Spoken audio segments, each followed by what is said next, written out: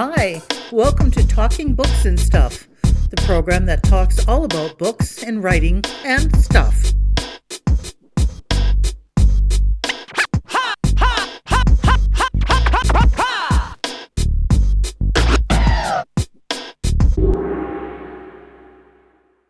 Here's your host, Dennis Rimmer. Thank you again. Welcome back. It's another edition of Talking Books and Writing and Stuff, and today we're talking about writing in a different sort. It's a graphic novel I have in front of me from Wanda John-Kehewin, and she's calling from somewhere in BC. So thank you very much for taking time out of your schedule to be with us today here, Wanda. And thank you so much for the invitation. I appreciate it. Well, let's get right into it. I've got a little thing here that says you are a Cree writer who came to Vancouver, BC from the prairies on a Greyhound bus when you were 19, carrying a bag of chips and $30 and a bit of hope. Wow. And also pregnant. Oh, and pregnant as well. Well, of course. With a lot of hope. You might as well add, well, you got two for price of one for a bus ticket, though, I guess, eh? For sure, yes. Yes. So how did that... Where did you start from? You're Cree, so was it a prairie, like Woods Cree, Prairie Cree? Where did you grow up, and how did you get interested in writing? Apparently you read lots of Nancy Drew books. Yeah, those aren't so popular anymore. We have them here. My wife has some, and I picked some up over the years. Nancy Drew and Trixie Belden. Still have some, right? Yeah. How did I start? Okay, well, first of all, I'm from the Kehewin Cree Nation in Alberta, which is Plains Cree. I grew up on the Kehewin Reservation, like going back there. Okay, you started reading and writing at a young age, so... Yeah, right? I did. Okay. I did. I started reading and writing probably 5, and I remember my first trying to write a poem about Jack and Jill and being, chastised by the nun there because I was doing curly cues on the J's and I wasn't supposed to. So she kept sending me back to the drawing board, so to speak, to fix it. And I didn't. She wouldn't tell me what was wrong. She said, go back. And she just kept sending me away. So I started then, and I think my love of poetry came from an act of rebellion. Just kidding. Well, those teachers, they always seem to want to do their best to stifle the creativity in anybody and everybody, no matter what. It's just you have to do it by the book or else. And a lot of us don't do things by the book. So. No, especially having a neurodiversity, which is ADHD, right? And I think that's more of a superpower. So. Well, I'm glad to hear that because I have one of those too. So. You have the superpower too? Well, the ADHD, so. Well, that is the superpower. Well, good. So, and that's how you got to basically starting your writing career, which has been going on for a while. I have in front of me Volume 1 of Dreams, Visions of the Crow, and I read it all in one sitting. And we've got Damon Quinn, he's in grade 12, and I gladly said grade 12 and not 12th grade because, that's what they do down south. I don't want to do that up here. So right. So he's having trouble at home. He's got trouble at school. This kid calls him, talks to him about the Indian in the cupboard and was that your spirit animal and all that kind of stuff. And does this? I don't want to say typical, but is that the kind of stuff you went through, or? I would say you have to have a sense of humor, to be able to get through, because, I don't know, I grew up with a lot of things that I questioned, like being in, I guess it was junior high. They had a history book, and they were talking about the savages, right? And I felt so embarrassed because at the time, I think I was the only Indigenous person in the class, so they were talking about savages and savages and how the West was, the Great West and, Canada was developed, and they talked about the savages, and it just didn't sit well with me. So I remember feeling like I did not want to be Indigenous at all. I didn't want to be Indigenous, and so, yeah, I think I went in a different direction. Right. So this novel, I'll call it a novel, graphic novel, is that a little bit of you coming to terms with how you were as a youngster and a little bit of helping other people out who might be in the same situation?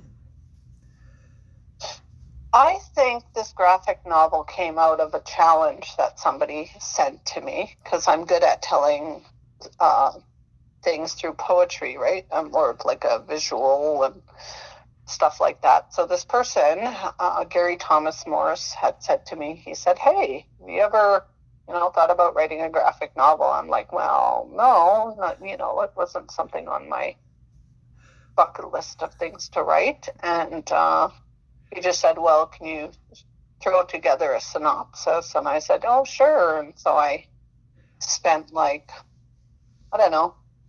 couple hours coming up with a synopsis and sent it off and didn't think much of it. And then he comes back 2 weeks later and he's like, okay, they like the synopsis. Now you got to write it. I'm like, okay. Well, how do you write it? Right. Just do. I'm like, darn. So I started with Final Draft, which, was a film script or, play software. That helped make it easier, even though you're not supposed to write graphic novel scripts in Final Draft. That was my first taste of writing a graphic novel. And so, yeah, that's how Dreams was born. And then I thought it was supposed to be a one-time thing, like it was just one.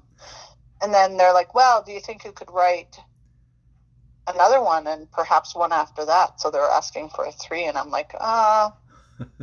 I hope. So when you do write a graphic novel, you or anybody, you write a script with the words, and then you have things that say there should be a picture of Damon on his back in his bed, with his headphones on, or do you just let an artist do it? Oh, okay, so.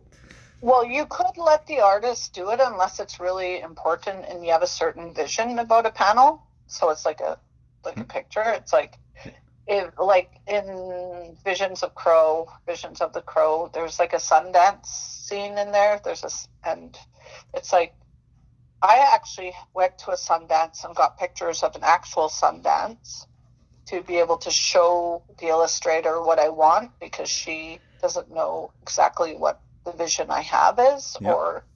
And we're also accountable to others as well. We have to be as accurate as we can and as possible, because we're accountable to the readers. We're accountable to making sure that culture and tradition and all these things are being, upheld and shown in a good kind way, and not just taken from the internet and going, oh, this is what I think a Sundance looks like. Right. Or, yeah. Yep. So, what do you have a motive for writing this story?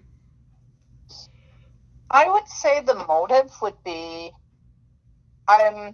through poetry, through my writing, I've always tried to tell stories or to talk about things I've learned, or to talk about things that are upsetting, or to try and process. So it's always been a process for me to use writing as a therapeutic medium to figure out how I feel.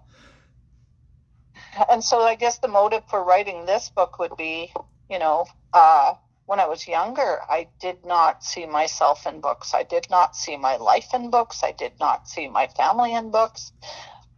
So books like, Little House on the Prairie, although entertaining and although, their problems could be solved in a day or even a week, my problems couldn't be solved in a day or a week. So having a mom who had, alcoholism, and who wasn't really there because she couldn't be there.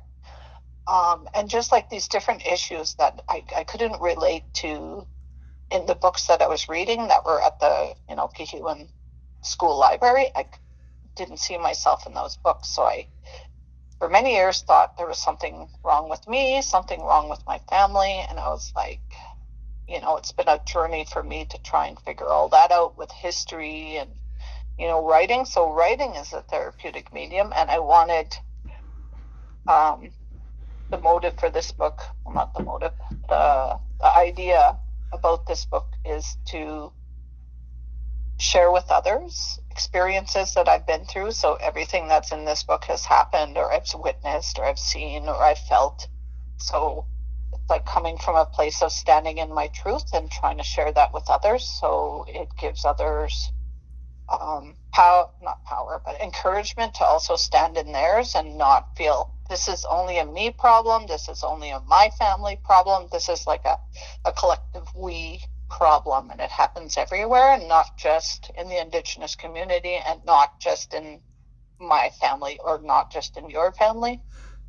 Right. So, and that's Visions of the Crow. So crows, do they play a big part in Indigenous? I'll call it folklore because I don't know another term to use. But is that the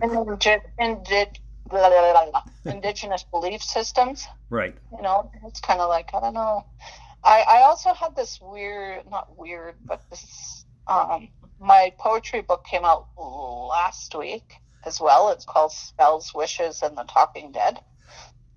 And so I was playing with language, the Cree language, the English language, you know, playing with syntax and grammar and trying to make sense of, you know, like, was I really a poet if I was writing in another mother tongue and not my own?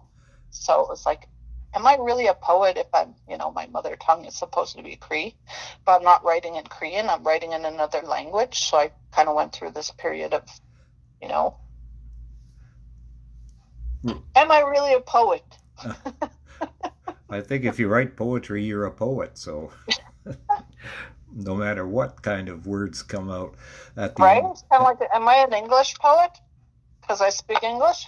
I don't know. You're Or am I a Cree poet?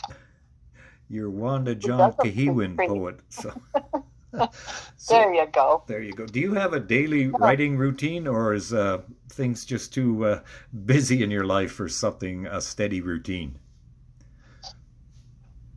I think that when I was in school, up until May of last year, I was doing creative writing at UBC, and I kind of sort of had to write. So it's like you have to write for your assignment, you have to write for this or that, and it's like I find having this superpower of ADHD. It's like the deadline is the thing that dictates what I do. So if I have a deadline, I'm going to get to it and do it. But if there's no deadline, I don't have a, hey, I'm going to write a poem a day, or hey, I'm going to write a... Right. Yes. There has to be a deadline for me to really sign up for writing a whole book. Gotcha. So we've got Visions of the Crow. That's volume 1 of Dreams. What's after volume 1? I guess volume 2, but what's it called? Yeah, I was going to say volume 2. I think it's called, don't know if it's too much info or a spoiler alert, but it's Visions of Spirit. Shh, I didn't tell you. No, we didn't. We didn't hear that. So. No. Okay. I think it's Visions of Spirit, and I'm still thinking about volume 3, which is under a really heavy deadline right now. So. Oh, well, in a minute, we'll let you get back to that, because that's okay. People such as us work best under pressure, I think. Yeah, especially. Tell us about the art. Neurodiversity. Yep. Tell us about the artwork by Nicole Marie Burton. We just did another interview this morning with TCAF, which sounds really cool.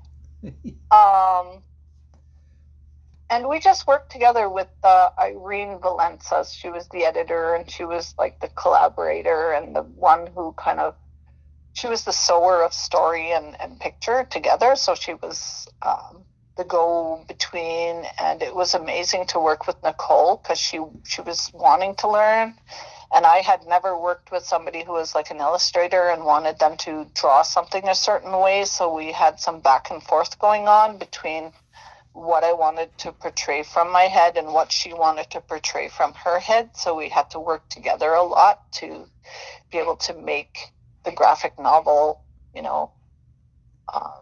come alive with word and picture. So, Well, it looks like it could be a mini series. Are you going to do that? That would be nice. It would be nice to look for someone who wanted to option it. So, just putting it out there. Just throw it out there to the universe and see what happens. Yeah. Yep. Where is the Volume 1 Dreams, Visions of the Crow available? Pretty much everywhere, or what? I don't know about everywhere. Like, that's another thing that I'm not great at. I know it's on Amazon. Okay. And you can it's on Amazon. You can just search up my name, Wanda John-Kehewin, or search up Visions of the Crow, and you can also put that in your Google search, and it'll come up with, I think there was thrift books and something on Goodreads. And I think if you really wanted to, you could go to a chapters and say, hey, you should carry this book in your store. I really want it, and they do it that way as well. That's right. We'll just tell the bookstores what to do. I think that's a great idea. No. Yeah, you're like, you order this book? Yep. Yeah. It'd be great. Okay, Wanda John-Kehewin, I want to thank you for all your time today. I know you've been busy all day today, but thank you very much, and best of luck in all your future projects. Thank you so much. I appreciate it. Thank you for visiting with us today. This is Talking Books and Stuff with Dennis Rimmer. Contact him at dennis@talkingbooks.tk. Thank you, and may all the good news be yours. Oh, and don't forget to check out his book, The Great Canadian Notebook, available across Canada and at amazon.ca.